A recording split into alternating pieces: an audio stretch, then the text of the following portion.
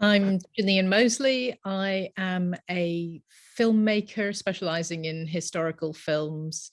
And this is the first time I have turned the camera on myself or made a film about anything that is this personal.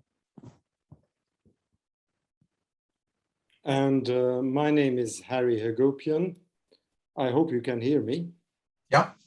Good. My name is Harry Hagopian. I suppose the reason why, Tim, you invited me to sit here in front of you is because I've been involved for quite a number of years with the Israel-Palestinian conflict, both before, during Oslo negotiations and Track 2 and thereafter. And so watching that film, I thought, yes, this would be an interesting conversation, albeit a short one.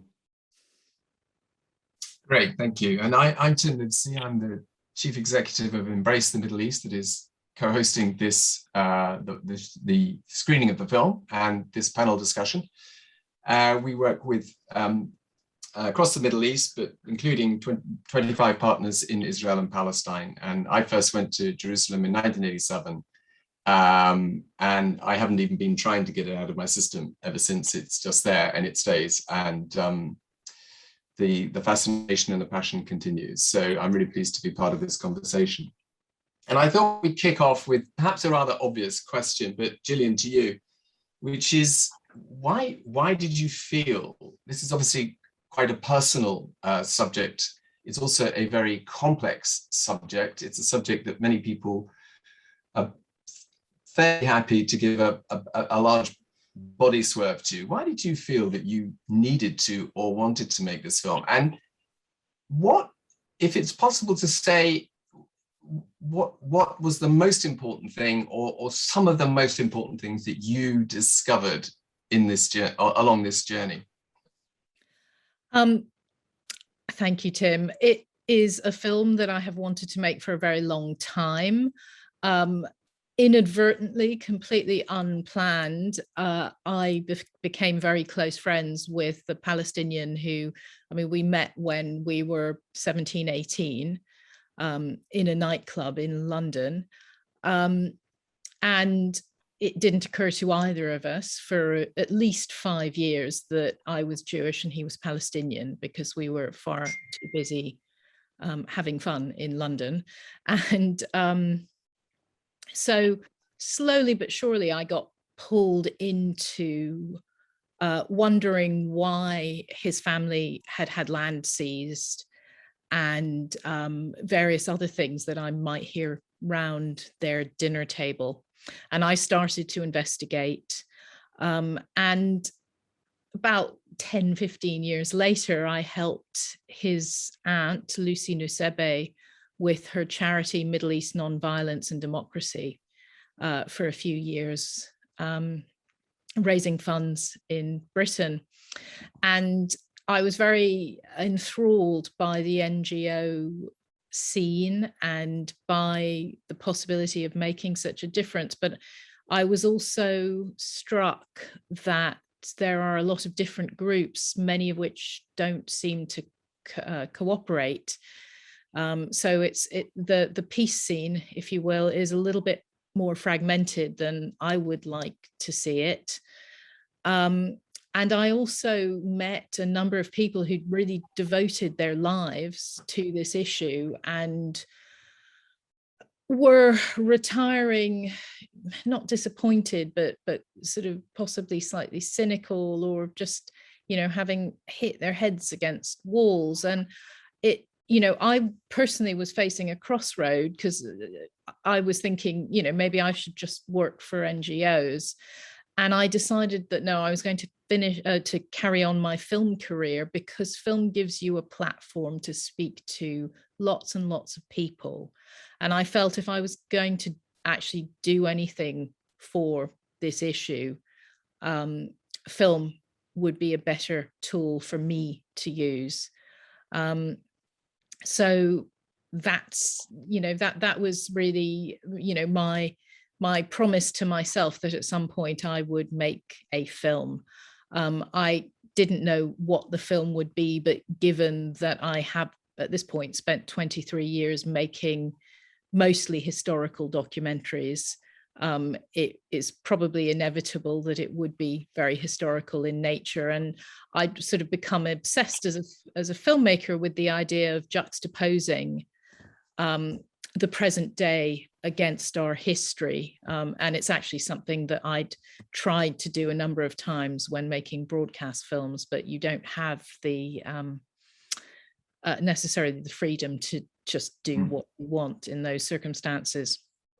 But I've always felt that in order for people to understand how history affects them, you need to put current day into history films.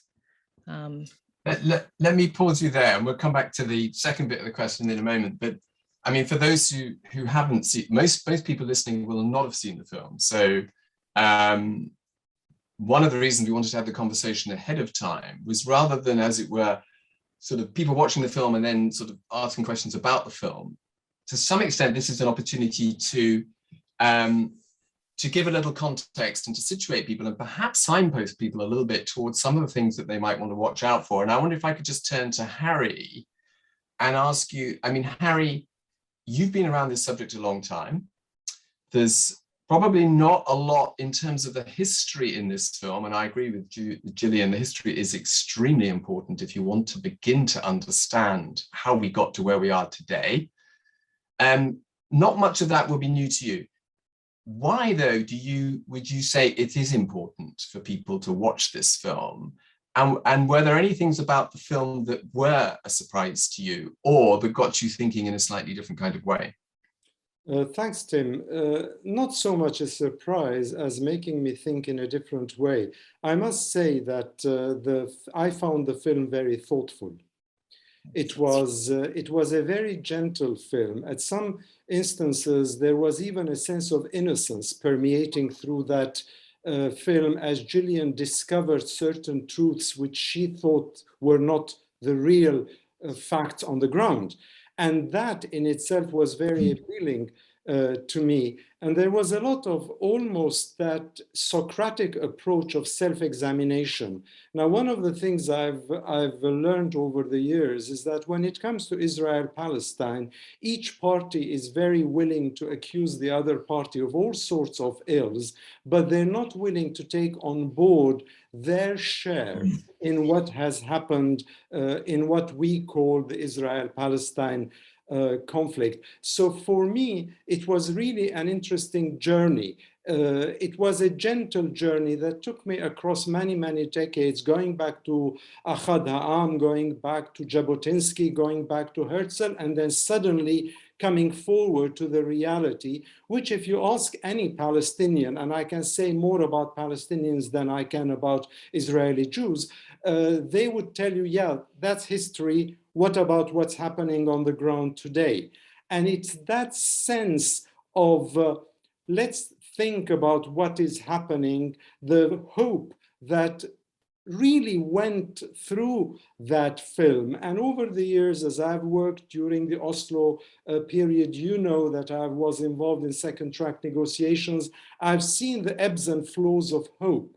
And yet at the end of the film, and I don't want to reveal the film for people watching it tomorrow or at any other time, but it asks the question, us and them or we? And that we is a very big stumbling block these days. I can tell you story after story of days when I thought the smile behind people's actions was an indication that things were moving forward, and then that smile suddenly stopped and turned into a frown. And at the moment, when I look at what is happening on the ground, that sense of optimism, that sense of hope is not there. So I've tried to accommodate myself when people ask me, Harry, are you optimistic or are you pessimistic about the outcome of Israel-Palestine? I use a Palestinian novelist's word, which he coined. I'm a pessoptimist. I have pessimism and optimism at the same time, in the hope that circumstances might come together at some stage to make this possible. But at the moment, as I see it, the populism, the rancor, the exclusion of the other, the dystopia is a bit too forceful. Yeah, I agree with your sense of the film, and yeah, you're right. We don't want to give too much away, but Gillian, I was quite struck by how there was both a sense of hopelessness expressed by some of the people you're speaking to, but also a sense of hope. I mean, it was almost contradictory.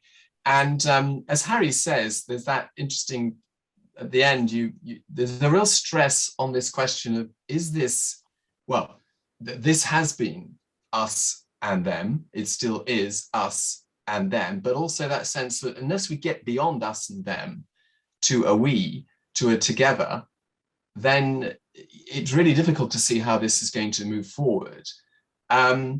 But there clearly was a yearning amongst some of the people that you spoke to that there should be a we, and that there is a we. It's just a failure to recognize it. Do you want to sort of say a little bit about that? Well, I mean, you know, you'd asked me earlier if anything surprised me, and you know, I suppose the extent of the othering, the extent of the stereotyping on all sides was pretty stark. And before I answered this question, I'll just say the other thing that really surprised me was what I didn't realize before I made the film was that I would actually be making a film also about the nature of democracy. Mm-hmm.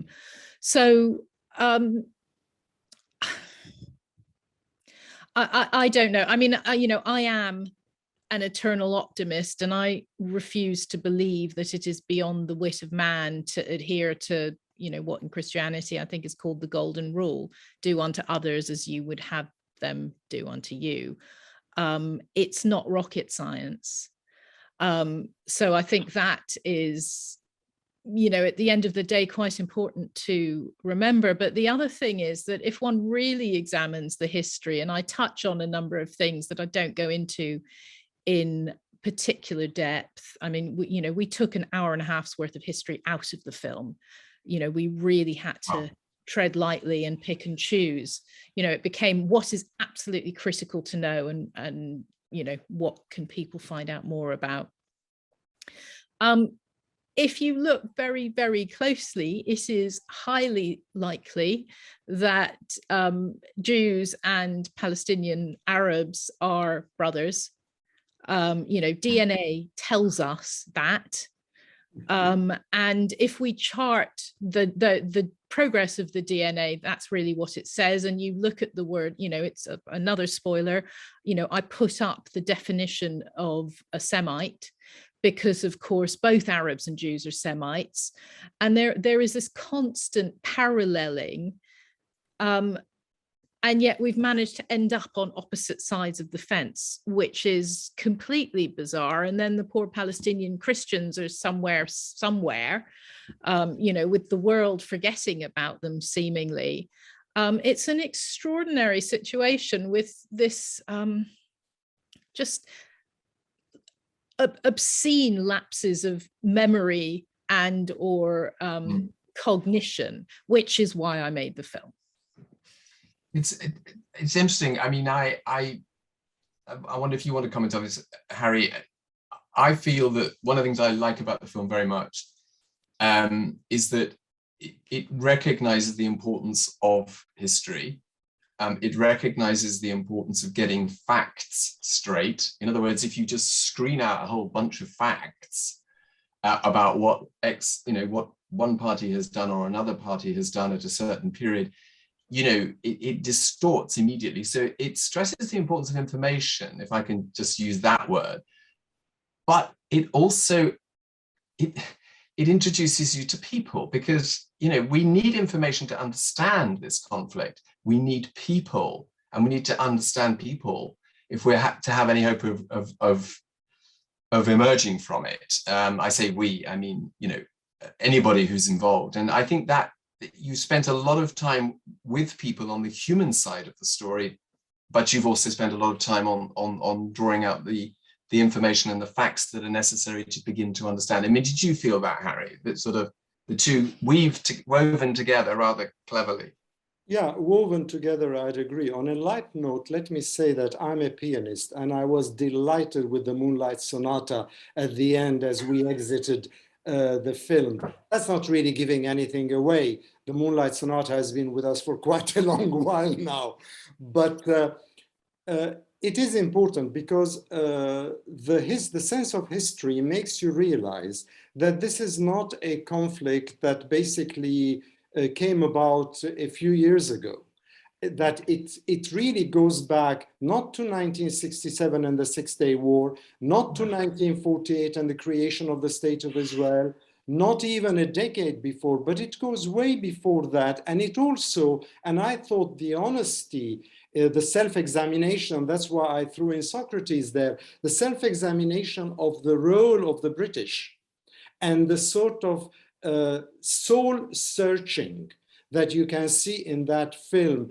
with some British politicians, the British High Commissioner Herbert Samuel and others sort of saying one thing, and then there are others who are saying, no, something else. So the conflict started percolating way before 67 or even 48, but it gradually came to where we are today. And today the reality is that there is an occupation, that there is an occupier and there is an occupied people. And what I have seen about the sense of humiliation time and again that is heaped upon Palestinians, whether Christian or Muslim, yes, they belong to different faiths, but when it comes to the cultural and national identity, a Palestinian Christian is not a million miles away from a Muslim Palestinian.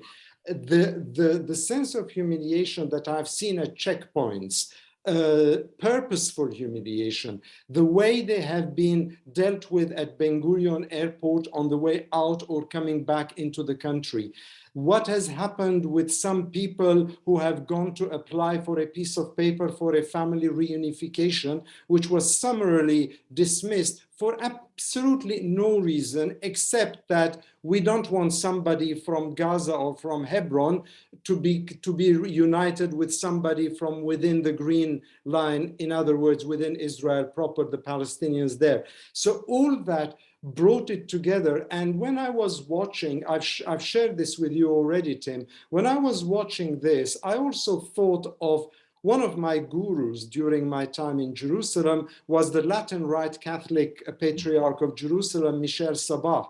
And he had a mantra which I adopted and I started using in my public speech, which is the two peoples and three faiths of the Holy Land.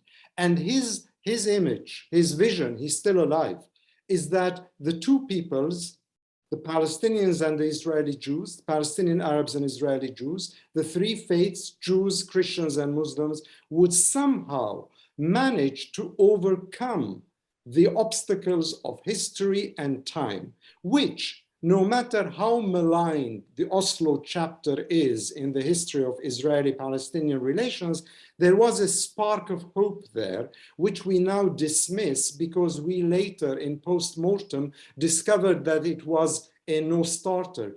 If we can overcome this, then maybe the sense of hope would be there, because as Gillian said, two people who are Semites, two people whose languages are not a million miles away from one another, two peoples whose DNAs have traces of each other's genetic makeups, these two people, it shouldn't be rocket science to imagine that one day something could give, could yield. But for that to happen, the rapacious nature of the occupation today has to be dealt with. And as I've seen in the last few years, instead of dealing with that, we're basically turning our backs to it. And that is not in anybody's interest, starting with Palestinians and Israelis alike. Gillian, there's a sort of almost a throwaway line in the film where you because you, as Harry's just said, you know, there's a lot about the role of Britain in building, consciously or unconsciously, the circumstances that have led to to the occupation and to the situation post 1947. But there's a throwaway line where you say that you have the impression that mainly British politicians seem to have forgotten that fact. It's almost as though, well, what's it got to do with us, you know? And I wondered whether you feel that, having made the film, what is your sense of just how helpful politicians can be, should be, or can't be? And is there a contrast with civil society, for example, and which obviously I know you're very interested in, and social movements in making a difference? So I think absolutely politicians play a key role, but I think what I've come to understand over the last few years is that often politicians need to be nudged along, and the way that happens is through civil society, etc. And that's why I made the film. I mean, my hope is that this film will get out to an awful lot of people who are not already, I mean, you know, not just people who are already interested, but people who have never understood and have sort of steered clear, and, you know, really sort of mainstream Brits and other international folks. And, you know, my experience is when people like that have seen the film, they've been horrified quite naturally. You know, we need to hold our own politicians to account everywhere, remind them gently and or educate them gently about what happened, and then make it awfully difficult for them not to act. That's how I see it. I think that's great to hear. I mean, one of the reasons that Embrace wanted to work with you to make this film available to more people is because we share that view completely. You want people to become more engaged, not less engaged, to become better informed, not remain in ignorance. This is really important. We do have a role to play, if only informing ourselves. We've got a question, Gillian. Sounds like in some sense you've just answered it, but you have an opportunity to say more if you wish. Gillian, if you had one thing you wanted your viewers to come away with after watching the Tinderbox, what would that be? Oh, a passion to act and to make a nuisance of yourselves with your politicians, and to spread that nuisance and to spread the word of the film. I think that's it. Well, that's fantastic. I mean, one of the things, I mean, I wasn't going to raise this, but one of the things that people are frightened of in terms of acting, becoming involved, is being accused of bad faith, being anti-Semitic, whatever. I mean, is it what's the advice there from both of you? Is it just that you have to just press ahead and do what is right as you see it, or what? I mean, because the danger is people run and hide. Go ahead, Gillian. Okay, I mean, you know, that's why I chose to stand up, because I felt that that sort of pressure is unacceptable. At the end of the day, racism is racism, and racism is unacceptable. And we can pretend that X, Y, and Z is not racism, but it is. And the more, you know, we can bring ourselves and our societies to honesty, and more quickly, the better. So I would say, you know, it takes quite a lot of bravery, but at a certain point, it just has to be done. I mean, we can't be sitting here in another 30 years still having this conversation, I hope. Yeah, you know what, Tim and Gillian, before I sort of talk about civil society and individual efforts, let me also say that there is a disparity, there is an asymmetry in the balance of power between the two sides. When I go to Bethlehem, when I go to parts of occupied territories, and I see that awful wall that figures a fair bit in your film, that wall hides away from Israeli Jews the pain of the Palestinian Arabs. Out of sight, out of mind. They're hidden behind a wall. They put their graffiti on the Palestinian side of the wall, but then the Israeli Jew can sit comfortably in his house and say, I can't see them. There's nothing wrong. What Israeli-Palestinian conflict? What Palestinian people are we talking about? And on the other hand, you have the Palestinians who themselves are becoming increasingly less happy with their own leadership. And what has happened recently, whether it is in the events in Sheikh Jarrah or it is in Silwan, all these are in Jerusalem suburbs, shows that individual people are beginning to act themselves. They're beginning to say, it is time that we take this into our own hands. It is time that all this malarkey about two-state solution, binational solution, this, that, and the other, isn't going to get us anywhere. We need to fight for our human rights. And it's that sense that I feel on the Palestinian side, and the sense of basically blissful, if at times deliberate ignorance from many of the Israeli Jews who say, look, there is a wall, I don't want to know, I want to live my life comfortably. Israel doesn't belong to the Middle East anyway, we belong to the West, so therefore we're a different kettle of fish or whatever. But what I thought, one thing I thought was surprising, Gillian, because in the people you talked to, I was expecting you to speak with a bunch of people, a very higgledy-piggledy bunch of people who are basically managed by the World Council of Churches and the Quaker movement. They're the EAPPI, the Ecumenical Accompaniment Persons of Palestine and Israel, which are people who come from different churches across the West, UK, Ireland, North Europe, Germany, the Scandinavian countries, who go there and who monitor the situation. These are people who can be seen at the checkpoints in Bethlehem, who can be seen at the checkpoints in Qalandia, in Ramallah, on the way to Ramallah, where a huge new settlement is being planned at where once stood the small airport.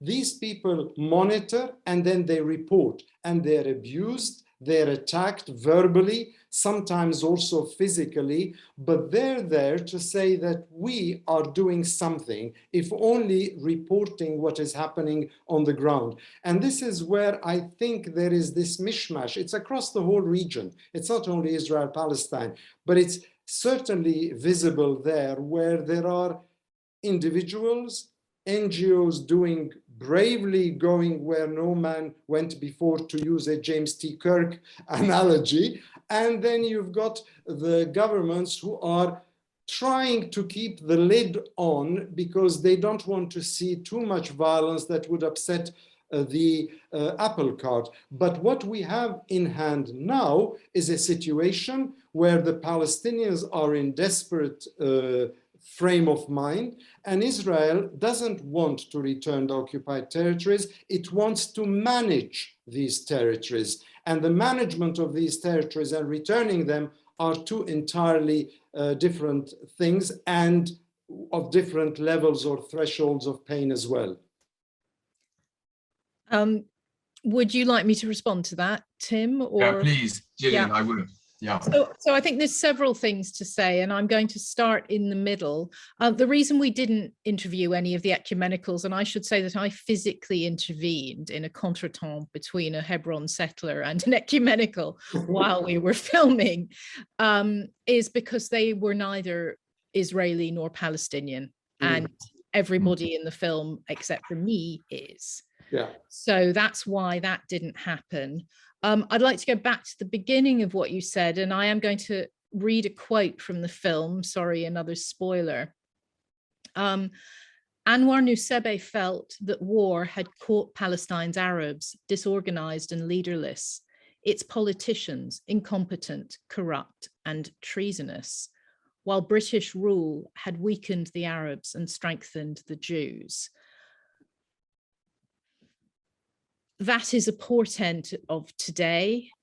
While the film is very clear that, particular marks of shame go to us in Britain and the Zionist movement, you know, that is a piece of self-examination by a Palestinian, which has unfortunate parallels today. That, you know, the leadership, in my opinion, and I'm not Palestinian and it's not for me to say, but in my opinion, the Palestinians are not well served by their politicians today.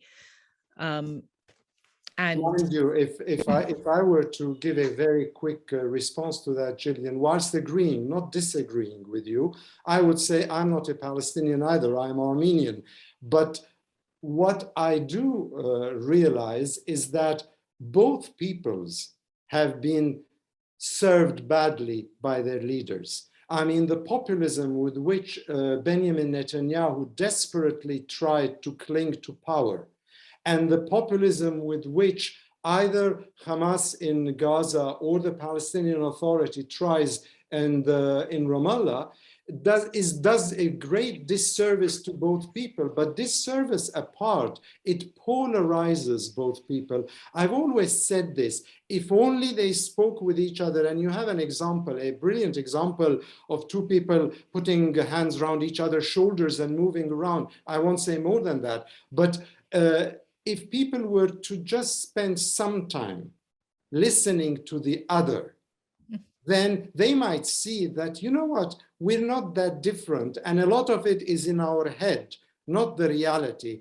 But the reality and the head, both are awful. And unfortunately, both don't match.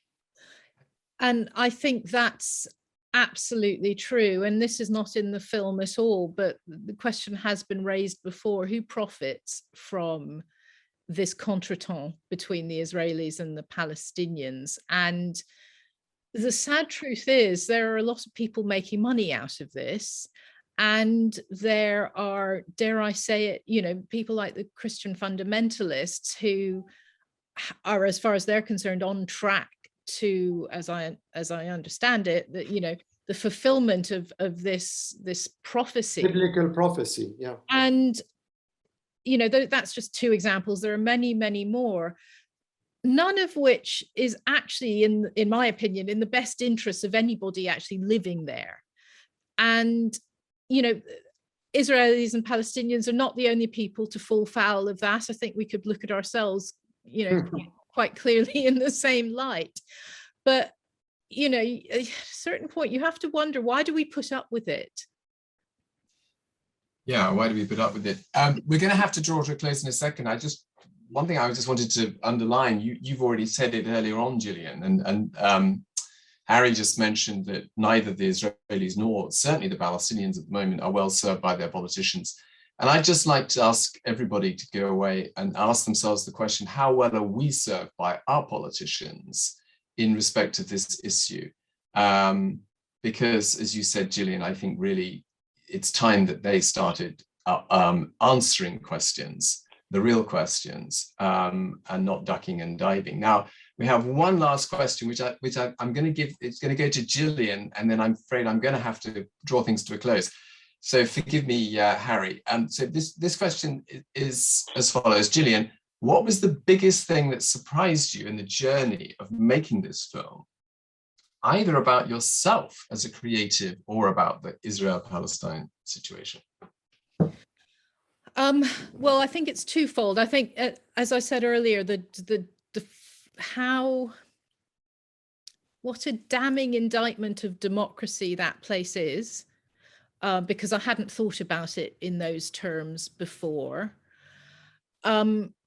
Project Fear was fairly high on the list, and how people can end up being so scared of each other for, as far as I can tell, actually no good reasons. Well, there are good reasons. There are plenty of good reasons, but the fear has been stoked, which is, you know, very depressing. And yeah, I mean, I think that's, you know, that's probably Project Fear. I just, oh, sorry, and myself, one more thing. Exactly in opposition to that, I was also surprised that I liked the settler I spent time with. I didn't like the completely crazy, stereotypical settler that I encountered in Hebron. But, you know, Israel Madad was charming and well informed just until the point, you know, he got up to a certain point and then it all flipped. Absolutely. But he's talked himself into this, I think, Absolutely. which is fascinating. The other thing that I'd been to quite a lot of the Palestinian territories before, a lot of areas. The thing that I was most kind of horrified by on the ground was Hebron. Yeah, that's a common experience. Harry, did you have one last thing you wanted to say? I just wanted to say two words, well, two sentences. One, to tackle the Israel-Palestine conflict, you also have to tackle memory. Memory plays a huge role in all of this, and the film addresses some of that memory. The other thought I'd like people to take with them is from my own maternal grandfather, who had to flee his home and his business in 1948 in a neighborhood of Jerusalem called Talbieh, now it's called Rechavia. In 1967, when Jerusalem was open in both its eastern and western fronts, the first thing my grandfather and grandmother did, they sat in their Peugeot car, took the key to the door of their house and went there to see if they could have a look at the door and stereotypically the lemon tree in that big garden.